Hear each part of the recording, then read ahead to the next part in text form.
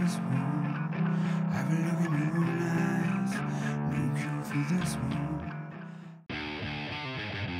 Yeah.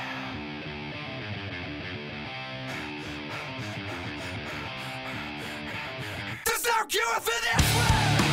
There's no cure for this one. There's no cure for this one. There's no cure for this one. This one. This one. This one. There's no cure for this one. Hello everyone, I'm Tony Doherty and welcome to another week of Max's Muscle TV. It's the second last show in this series, folks, and tonight we'll be changing things up a little bit as I'll be teaming up with Extreme Chef Peter Wright when we take a trip out to a supermarket to show you the ins and outs of shopping for bodybuilding. The Professor's back with another great science tip, and for a real treat tonight, folks, we talk to one of the most exciting bodybuilders on the planet, the man they call the Predator, Kai Green. It's a cracker show, folks, but first up tonight, our training routine features a couple of people that are no strangers to Muscle TV. Earlier in the year, we featured Lockie, Harkin and Jeremy McLay in a back-safe back routine.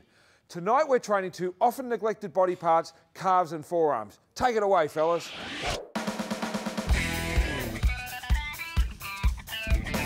Today, we're just going to do two smaller body groups. We're going to concentrate on calves and forearms. Two body groups that seem to get neglected quite a bit. Being so small, you don't need to hit them with too much volume, and we'll show you what we do to get a really good pump going with our forearms and calves. A lot of people say that you don't need to work forearms or calves because they get worked with, like forearms get worked with back and calves get worked when you do squats and lunges and all that. You know, yes they do, but it doesn't hurt to add a bit more volume to your workout, incorporating exercises, isolating these muscle groups for better development. You know, sometimes people who are competing may recognise that these are lagging body parts. So for example, they may feel that their calves are behind, in which case, if you need to bring that body part up, you could be training it twice a week without stressing them too much to try and bring that body part up again. For the regular punter, I still think it's important to train these muscle groups at least once a week. For example, forearms may get a really decent pump through doing back. However, it might be good to tack them onto an arms workout, doing them last after a decent arm workout. It's only going to improve your grip strength too, so therefore your back exercises, you get stronger. Same with calves, you work calves. I mean, at the end of the day, it's funny people neglect them. People go on about training beach muscles. Your forearms and calves are the things that hang out of your shirt. They hang out, look good. Your calves hang out at the back, you know, that's the part of your leg you see. Everyone trains in quads and hammies unless you're walking around in Speedos. For the exercises we're going to do today, you're going to put as much load on your calves as the standing calf raise, for instance. No less gains from the exercise we've chosen to do today in our routine.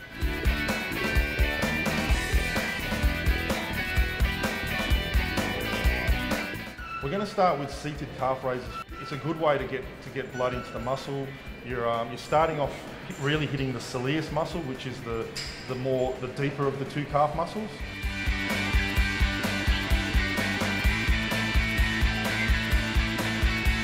Okay, so that's the first calf exercise done. We've really blown the soleus muscle on the seated calf raise machine. Now we're going to move on to the leg press machine to do toe presses for the gastrocnemius muscle.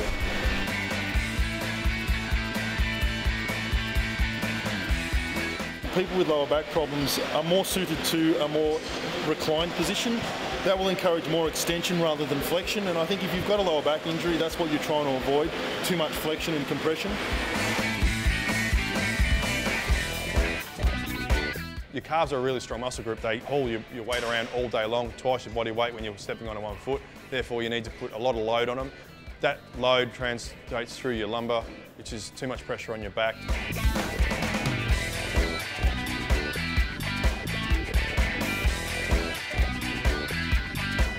Yeah, the third exercise that we'll do, we're showing you that you can still do standing calf raises, but we're doing them last because the calves are already heavily pre-exhausted. Therefore, we don't need to use any weight because we're actually doing them single-legged.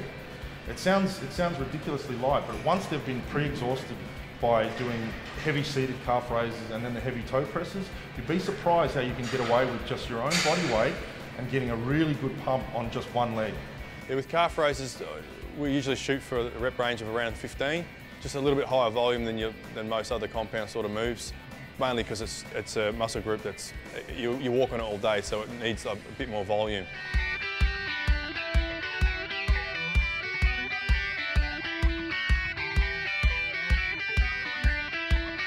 it for calves, short, sharp, direct. We've got a good pump going, basic exercises. Now let's go and hit forearms.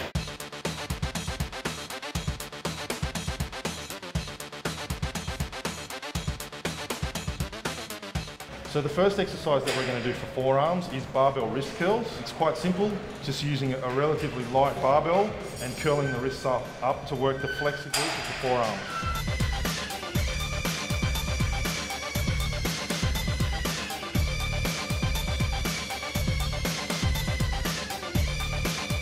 With all these exercises, with forearms, same with calves, they're an isolation exercise. We're just working the muscle group, we're just working the forearm.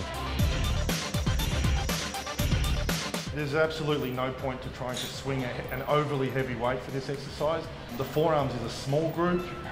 You only need a very light weight to actually get them pumped, and straining against a really heavy bar is only going to cause you perhaps some sort of flexor tendon injury. If you can't control the weight, it's too heavy. The second exercise that we're going to do is going to be in the similar position, but this one is for the extensor group. So it's a barbell extension, forearm extension. A lot of people tend to favour the flexor group. You see a lot of very flexor group dominant guys in gyms, and the extensor group can be lacking. So I think it's really important to put a lot of focus on extension of the forearms and really working that outer head on the forearm.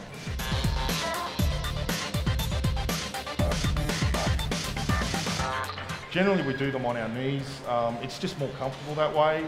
You're not getting any discomfort from a hard bench, and it gives you a little bit more freedom of movement as well. Remembering that we're not going really heavy. The bar that we're using is actually quite light.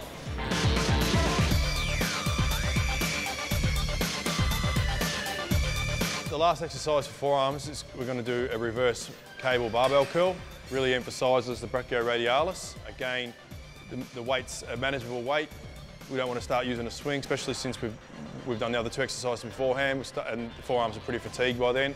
We'll get a good contraction at the top, good range of motion. Again, as I emphasised, the weight's got to be manageable so we're not swinging all over the place. Someone might think that you'd be really fatigued, almost too fatigued at this stage, to be able to hold a bar for a reverse curl. But it is a different movement. We're also addressing that flexor domination that you see in a lot of guys' forearms, and we're actually exercising what's called the brachioradialis, which is also called the thumbs up muscle. So we're not actually working on the forearm proper, but we're working on a muscle that crosses the joint here. But it is used a lot in grip strength and in a lot of rowing movements. So there you go. That was calves and forearms, short and sweet. To the point, got the pump we're after. Hope you enjoyed it. Another good workout. Thanks again, Lockie. Good effort.